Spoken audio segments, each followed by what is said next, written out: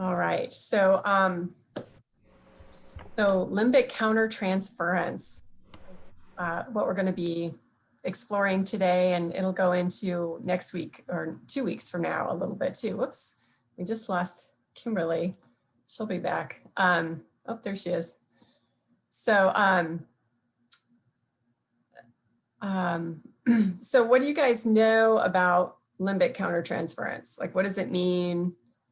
What's on your mind about it that you are aware of right now?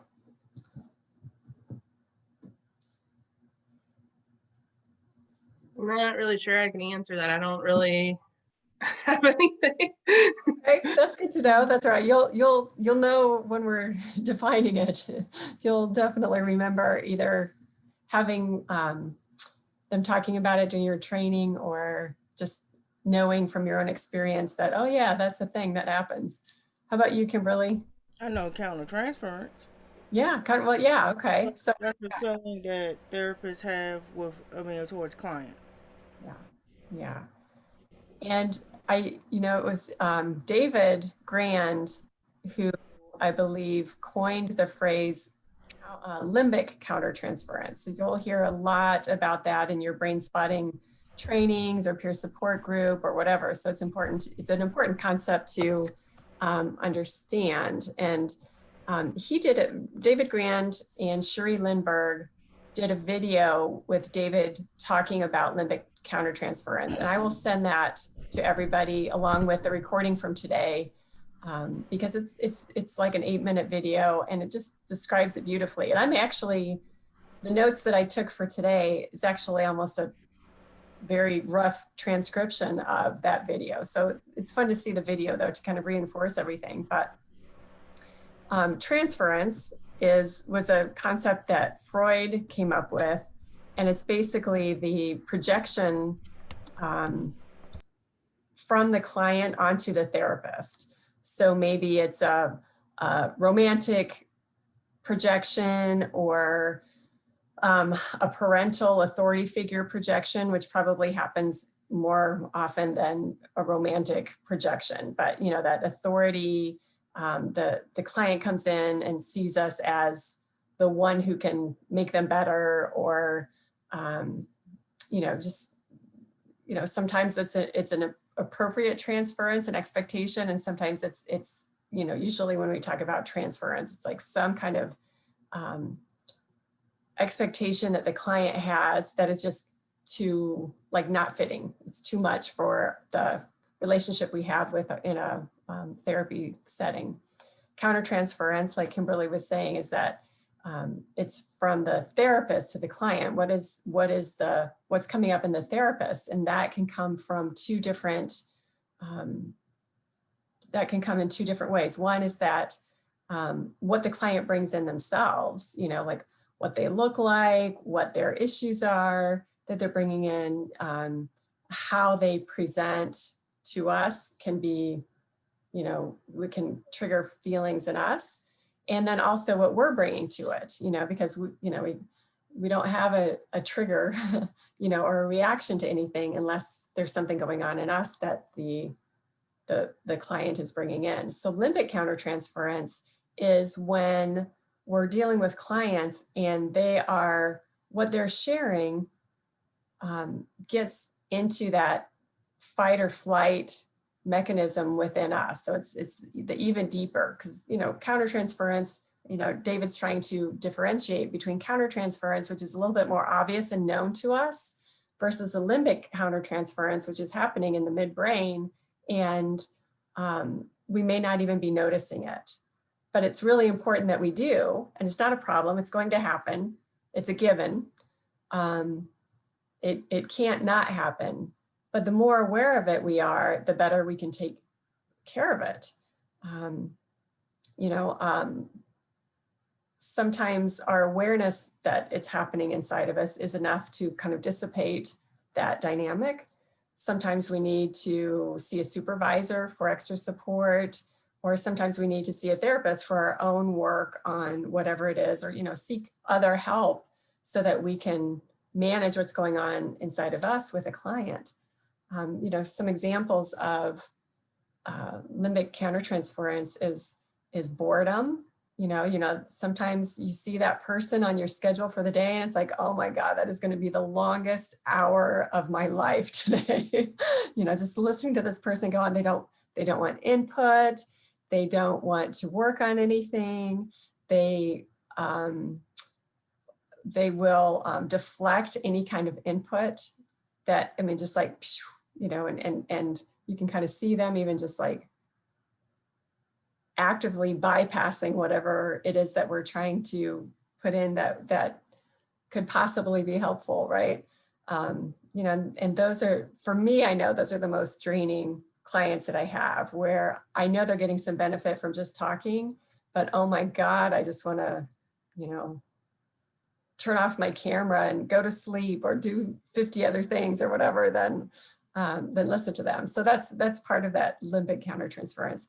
Or if we have aggressive clients and we're reacting to that aggression, because I mean, that's just human nature, right? Where somebody's being aggressive and it hits our fight or flight mechanism as well.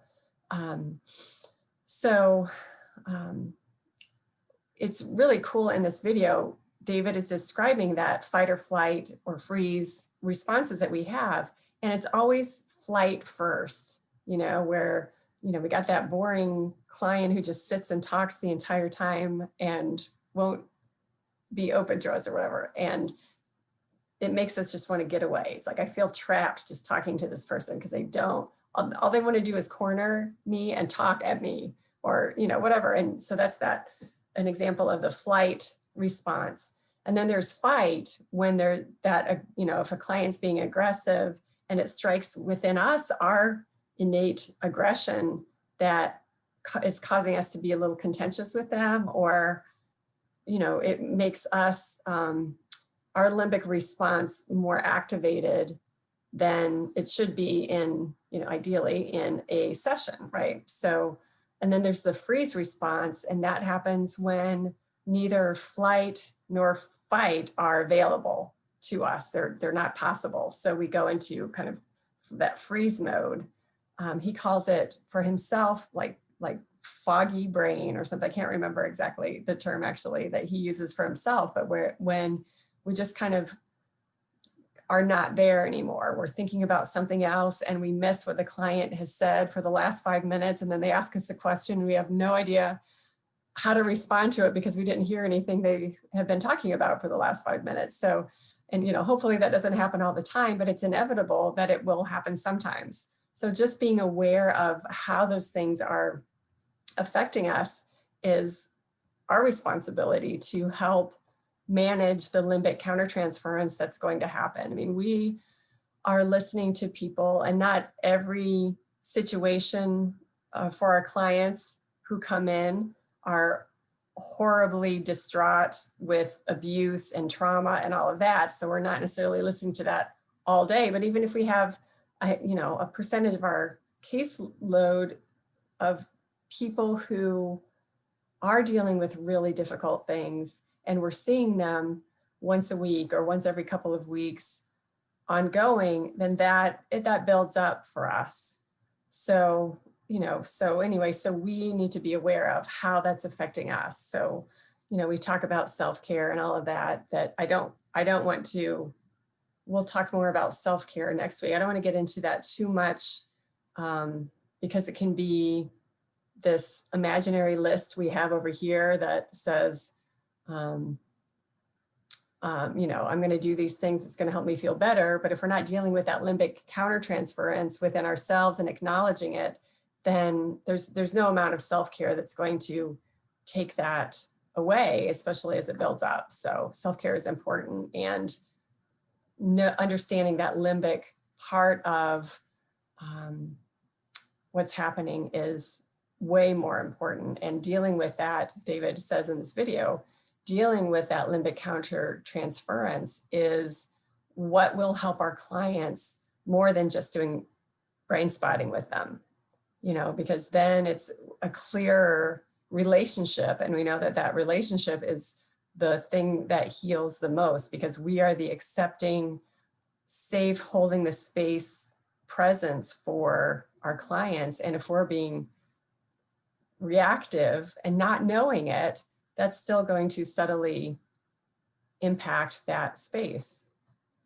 You know, we want our clients to learn how to move from dysregulation to regulation and being aware of our own limbic countertransference. Well, our limbic countertransference is dysregulation, and it's going to happen. It's not, you know, it is what it is. And being aware of it is our job. Brainspotting is a great tool to take care of our limbic countertransference, right? Practicing what we tell our clients is helpful.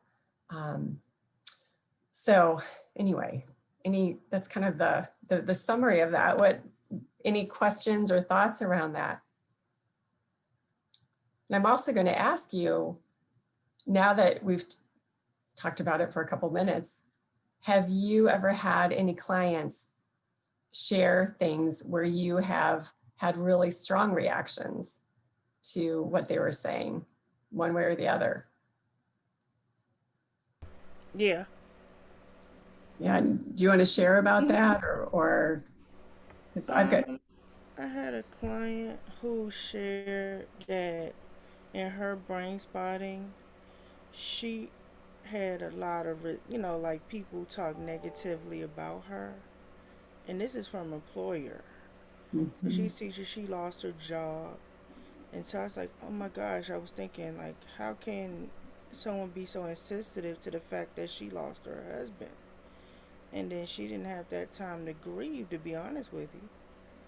So yeah, I did have a strong reaction because I was thinking, like, how can someone be so cold towards her? And what did you notice in your body during that reaction? Did it affect how you were with her, or what did you do with No. that?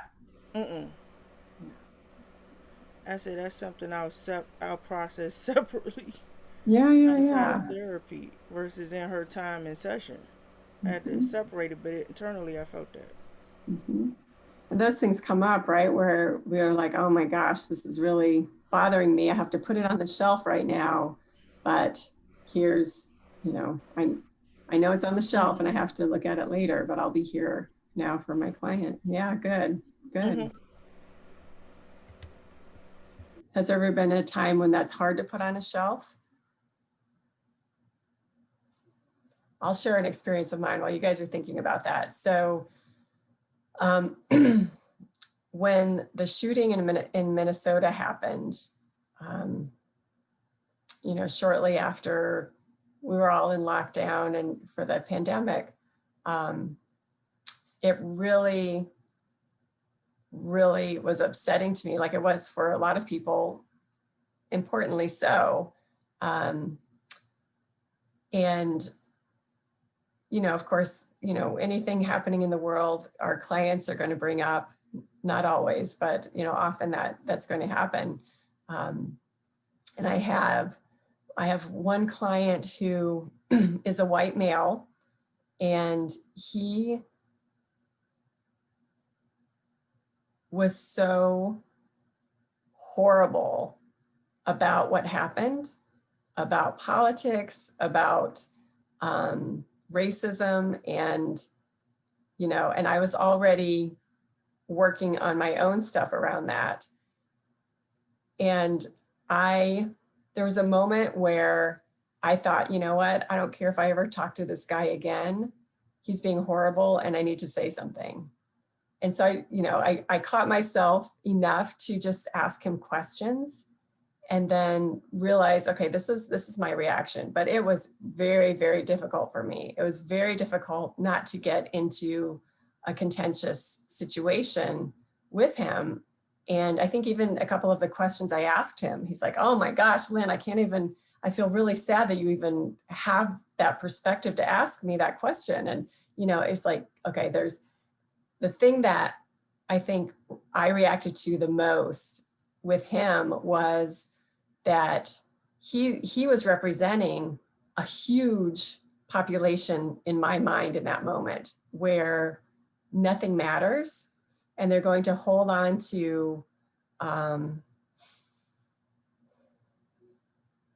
hold on to a false perception of reality and fight for it. And it felt hopeless to me in that moment.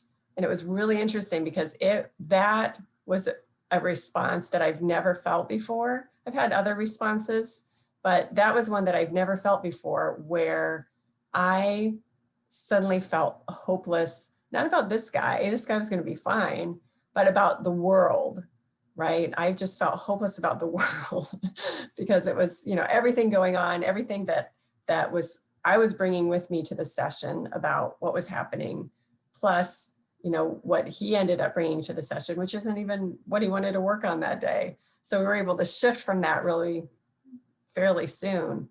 But I mean, this guy was so angry and aggressive that he was like, we were on screen, right? But I could see the spit coming out of his mouth while he was talking. And it totally touched on my own aggressiveness and self-righteousness and, feeling justified in my perceptions and my worldview and my experience, so anyway, that was something that I ended up doing some more work on because it was huge. It was really big. It was really big.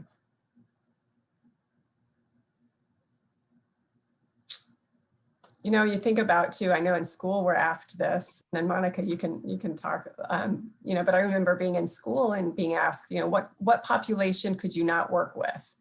And people would say, oh, I can't work with, people who molest children, or I can't work with that. And, my thing is arrogant white men. And that's always been like lawyers. Oh my God. I don't like working with lawyers. I don't,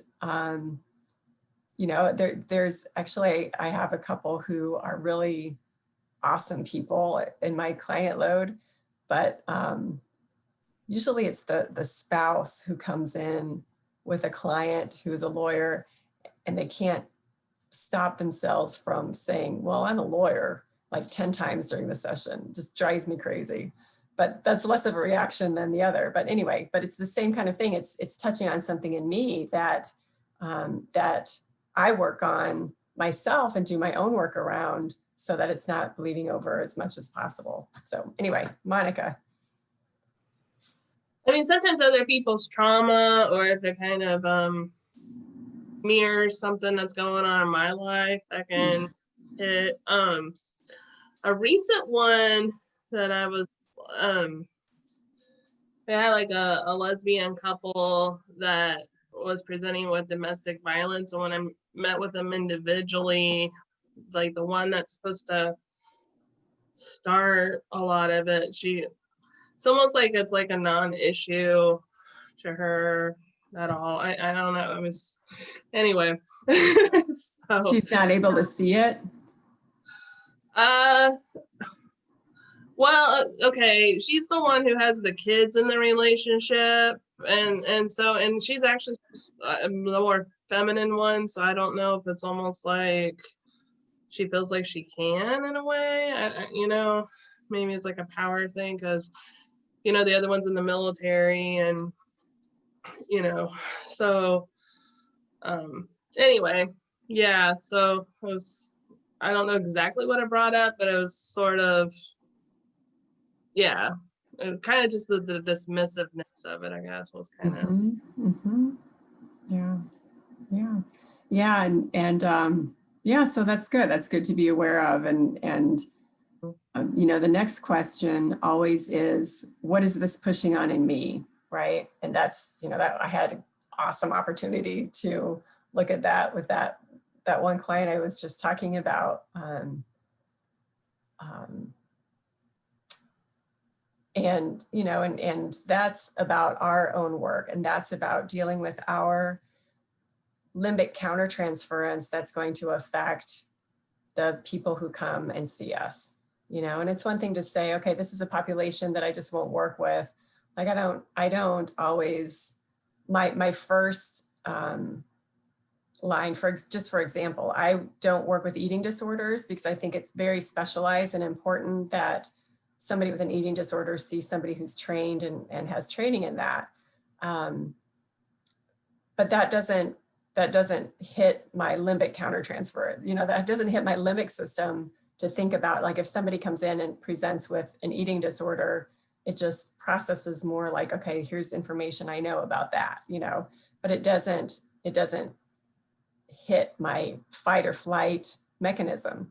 So those kind of things that hit that limbic system within us that trigger our response is, you know, those are the things that we can explore more. And like you said too, Monica, you know, the trauma that we listen to, you know, I know that I deal also with responses when somebody has had experience in 9/11. I really have to work to put my compassion and sympathy around that on the shelf, and not because I don't have compassion or empathy for the person in the moment and with them, but I have to work hard to keep myself from crying in those situations, you know, because of the impact of 9/11 and how that touched me at the time, and, you know, all of that. So, you know, aside from people being so angry, they're spitting while they're talking, you know, that's another thing that is, you know, something that comes up for me that I have to be aware of.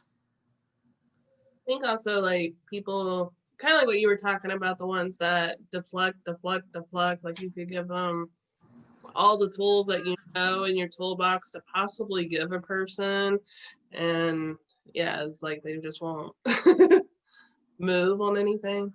Yeah, and they say they want to, right? But they don't. They don't have any desire to move. They just want to feel okay, you know, and you know, that's part of our job too. You know, I'll fire somebody if they're actively resisting what we're trying to do together.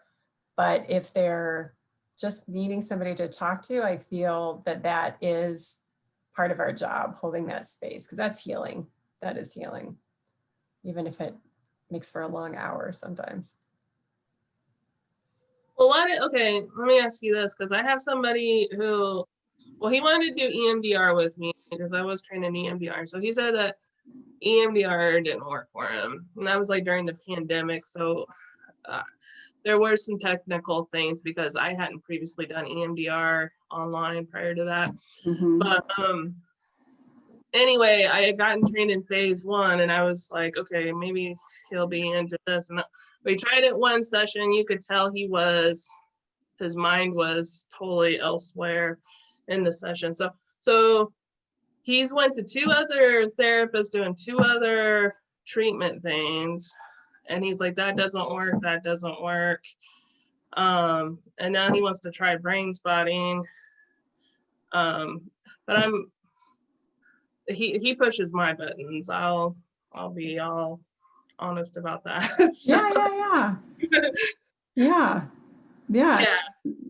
I imagine as we think about it more, there's a whole list of things that really we're reacting to, even if we can put it on the shelf when our client is with us, you know.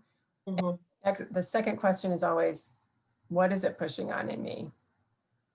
You know, I had a client one time who started talking enthusiastically about these most bizarre conspiracy theories about the planet and, you know, dark forces and evil shadows and, you know, she's not delusional. She believes these things, you know, and she feels like she has firsthand experiences with them. And I don't, it wasn't part of our work together to help her see otherwise. It's kind of like this guy, but it triggered me in a different way, just because, you know, one thing that I've become really aware of is that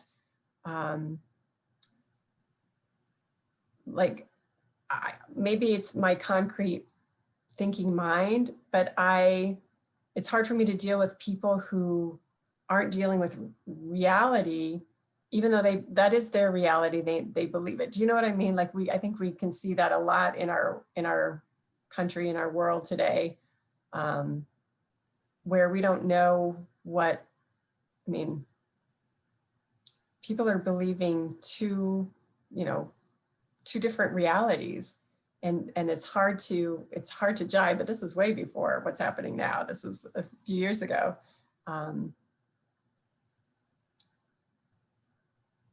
So just being aware of the things that push on us more than the usual stuff that we're dealing with. One thing that David talks about too, though, is that even if it's not blatant things like what we're talking about, what I'm talking about, listening to trauma ongoing is unsettling to our nervous systems, and just being able to be aware of that is great.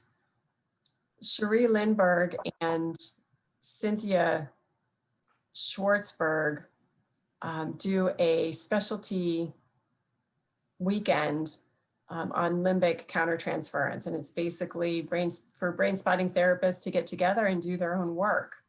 I haven't been to that one, but my understanding is that they just work on whatever it is that they need to, because that's going to be the thing that gets triggered for us. Whatever we're working on is going to be triggered in us if it comes up in our clients. So anyway, so yeah, being aware is very important. Yeah, so I don't want to tell him, like, one part of me doesn't want to tell him no, but then a big part of me wants to say no, because I don't want him to just be trying a different type of therapy and say that it doesn't work.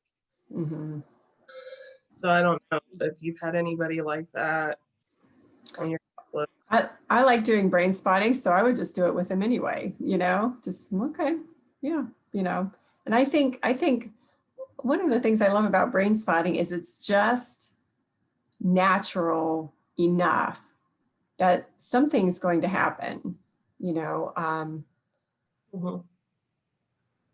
it is frustrating when clients try brain spotting and they feel it's not happening or nothing's happening because but I feel that whenever we take time to reflect on what's going on inside, something's going to happen. And whether it's brain spotting or journaling or meditation, mindfulness, whatever, something's going to happen. So if brain spotting doesn't work with him, or he says it doesn't work, that's good information, because it's, some people have an unwillingness, protection, let's put it that way. That's better, more accurate description. A protection against looking at what's going on inside. It's too threatening. Either they're afraid they're going to be wrong, they're afraid they're going to be bad, they're afraid they're going to, if somebody's grown up with a lot of negative input, part of them when they come to therapy as adults is that they're afraid that negativity is right, instead of the truth of us as human beings is that we are all innately good, and maybe circumstances have not allowed that to come out as much as it'd be nice to come out. But that's when we heal, we always find out that we're okay. We never find out that we're not okay. We never work on ourselves and find out, oh yeah, I am really a horrible person. That never happens. False beliefs that have come up. So, I don't know what he's coming in with as his issue to work on. But I find myself saying often to clients what I'm saying now, which is we never work on ourselves and find out that we're really not okay. That never happens. My job isn't to uncover what's not okay. My job is to help you uncover what's good, what is okay, and to see that as more truthful and more real than the other stuff. The other stuff is just like sweeping away what needs to be swept away so that that new, more true perception can come forward. And sometimes that helps them kind of trust the process a little bit more. And then some people we can't reach that way, you know? And, you know, so, sometimes it's okay. You know, I'm relieved sometimes if I have a client who just decides that whatever I'm doing isn't working for them, because then I don't have to see them anymore. You know, I know what I do works, you know, but if it's not resonating with them, then they need to find what that good match is for them. I agree with you on that because I had a situation where I explained everything and they thinking it's gonna be some quick fix process, and I said this is not a quick fix process or a quick solution because I'm very upfront, and you know you, not many, but I had a couple of those that said, "Oh, I'm gonna go somebody else." I said, "Okay, good luck, wish you well. That's all I can More say. power to you. See you later. That's all I can say. I can't say nothing else." Right, But right. the people I tried it on, they really, really appreciated it. I have Mhm. to honestly say that from my experience. And that's refreshing for us, right? As I have more of therapists. those that appreciate it than you have the couple or here and there situations that have these unrealistic expectations and looking for quick fixes. Yes. And then we're the bad guy when it's going to take a lot longer than they want it to, right? It's like the chiropractor. It's like how many chiropractors does it take to change a light bulb? Just one, but it takes 87 visits, right? So anyway.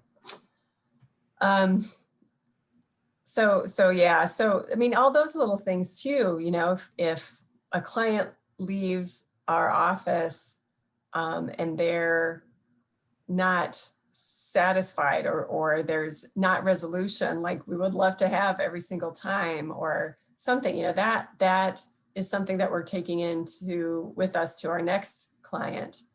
Um, you know, so just those little things that are more subtle, like I was talking about some of my more blatant reactions, and you know, some of our more blatant reactions, but then there's those subtle ones too, where, you know, I really had to take a few moments after that woman was talking about her conspiracy theories, which it wasn't so subtle, but I knew that it shook me in ways that I needed to look at, but I had to shake that off because I had another person coming in, you know, just like, oh, wow, yeah, I definitely need to deal with that. And, you know,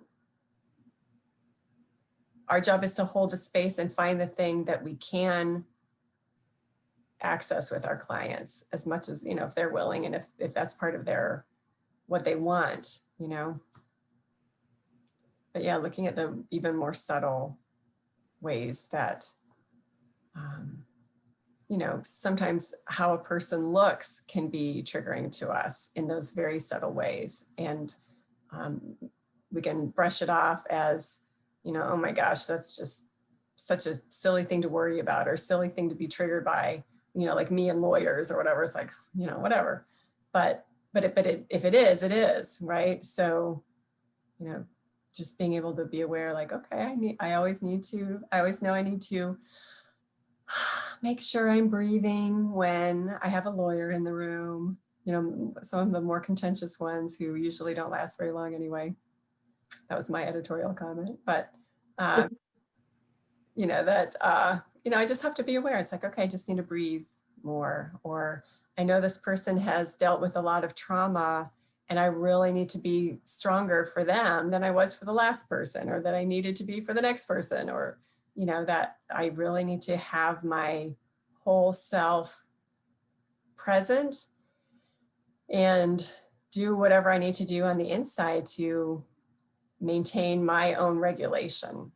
You know, it's kind of like we talked about, what do we do to stay in the tail of the comet? You know, what do we need to do to make sure we're following the client and what they need and where they're going with the process?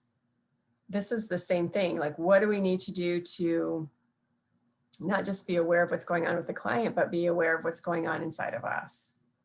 You know, and breathing is always good. I like having my own body resource when I'm talking to somebody where I need to have more groundedness and more firmness for them. You know, so I do my own body resource during a session, just aware of like, where do I feel the most grounded right now? And part of me will hang out in that. If it's like how my butt feels in the chair, then it's like I can hang out with that while I'm listening to and working with the client so that I can maintain my stance, my strong stance that I need to.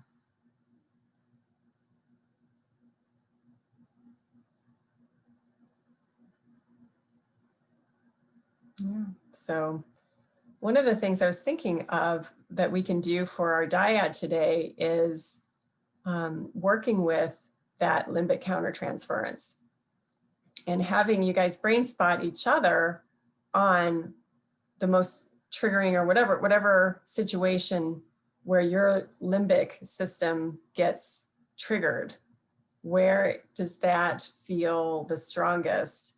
And brain spot on that today so that you can explore that a little bit, because that's the only way anything's going to be done about it. We can consciously kind of put it out of our minds, but if we're not getting to the root of that, where it lies in our limbic system, in our mind body system, then it's still going to keep coming up. So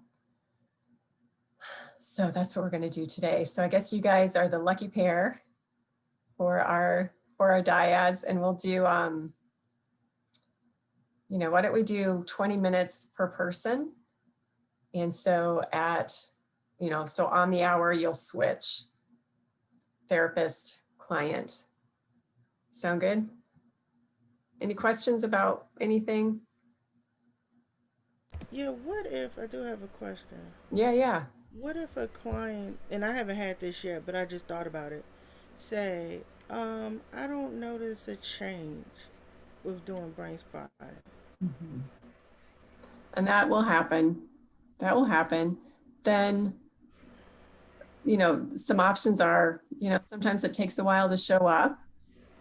Another option of response and working with your client is, well, maybe we need to approach this differently. What kind of changes are you wanting? And what do you feel are your blocks to that? Sometimes people need something besides brain spotting. Sometimes people need skills. Sometimes people need problem solving or being able to look at it in a different way. And that's why they're there. It's not necessarily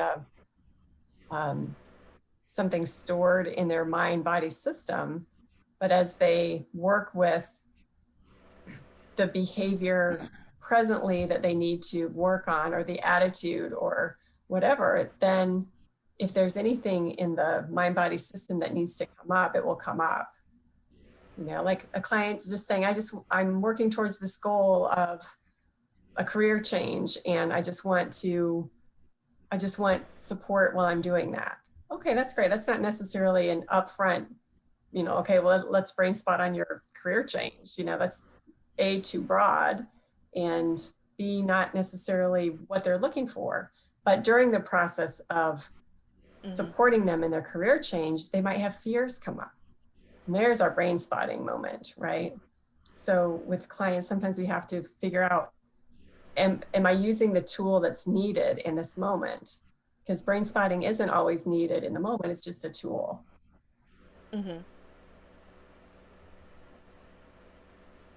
You want us to think of a situation where we know we had countertransference, or Yeah, even if it's subtle, just being able to go, okay, oh yeah, I remember when I was reacting to that, or this guy comes in and he thinks he knows better, and he really just feels like he's there to prove everything wrong, prove that nothing's going to work ever, and then, so what is that pushing on in me? Because it's, the limbic countertransference isn't about our client. The client's just the person bringing it into us. It's always about, okay, what is that pushing on in me? Where is it showing up in my body? And then brain spot on that and see what shows up. Okay. All right. Okay, so I had one quick thing to share. Yeah. So I had a client this past Saturday. I did the movie spotting workshop with Cynthia. Okay, this past, cool. Friday. So her target was about dating. So she had one beginning, and then the end was some, was one ending, and then she said, you know what, I can't do that ending. I gotta change up my ending. Because she realized the ending, she said, what if it don't work out? So she decided in that process to change her ending of the scene. And she honestly was able to go through it by doing it that way. That's really cool. Yeah, because she realized that ending, even though she would like that to happen, it's just it's just gonna be painful. Yeah, and sometimes if a person is, if any of us are too attached to an outcome, it can get in the way of being present with what's Hmm. really happening, right? That's really interesting. That's cool. That's Yep. really very cool. Thanks for sharing that. I have not been through that. I think that was the first time she's offered that. Cynthia has offered that movie spotting. Yeah, she's doing it in January Okay. again. Okay. Yeah, cool. And it's worth it, huh? You Yeah, got it a was lot out great. of that? Well, Great. yeah. I learned about my fear of light matches.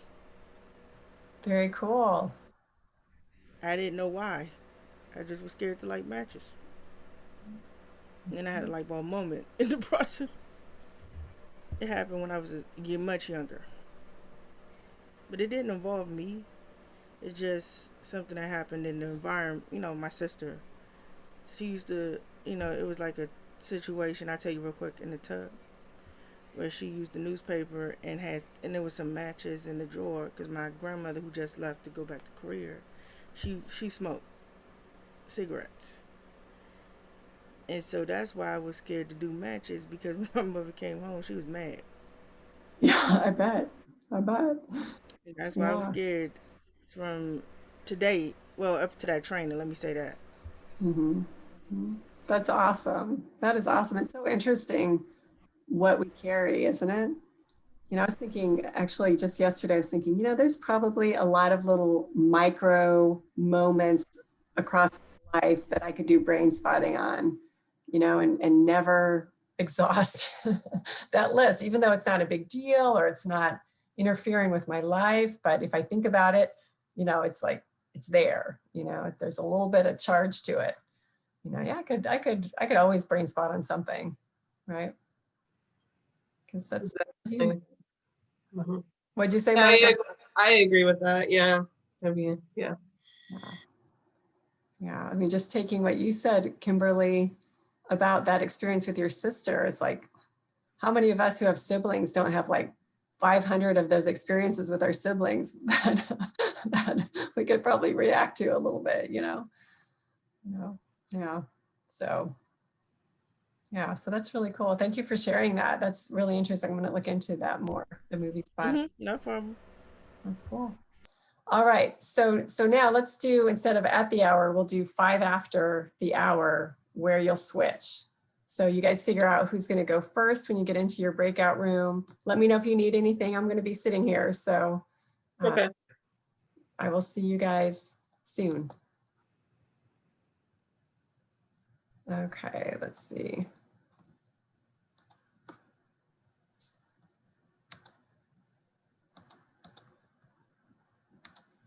All right, there we go.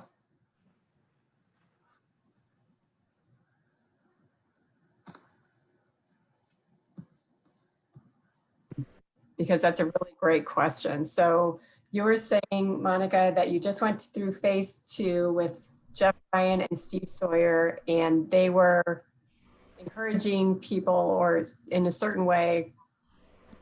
Just to be cautious on not overutilizing resource spot, I guess. Yes, yes.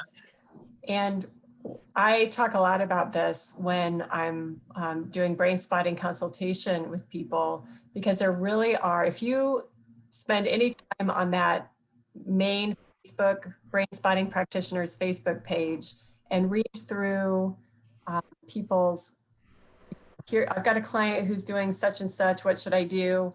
There are really two camps that I've been able to identify. So this is just informal, right? In our brain spotting community. And one is the brain spotting camp that says, resource first every time, resource, got to do it. It's so important. And then the other camp, it's like, they can go for the gusto, do it, go for the gusto. And then if you or they feel like they need to back off of that activation, we have lots of tools that can help them bring that down on the spot. So why not just go for the activation? So there's two sides, and you really need to know what you're comfortable with. I've heard trainers on both sides. So there's not a wrong way to do it. It's just about what you're comfortable with. And what I recommend is do what you feel good about doing. I'm in the activation first. There's always exceptions to that, right?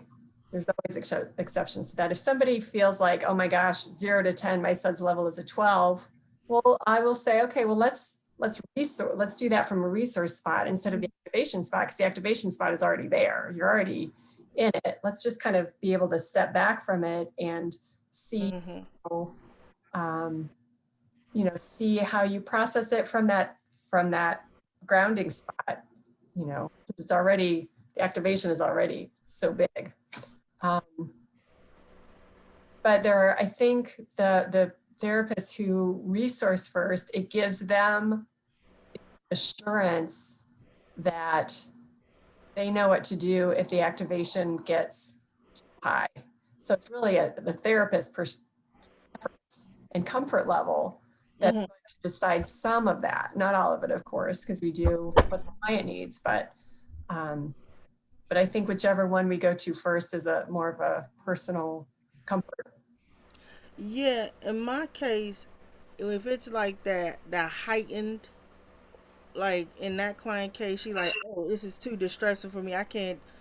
Then I used it in that case because I felt like at that time it is appropriate to use it.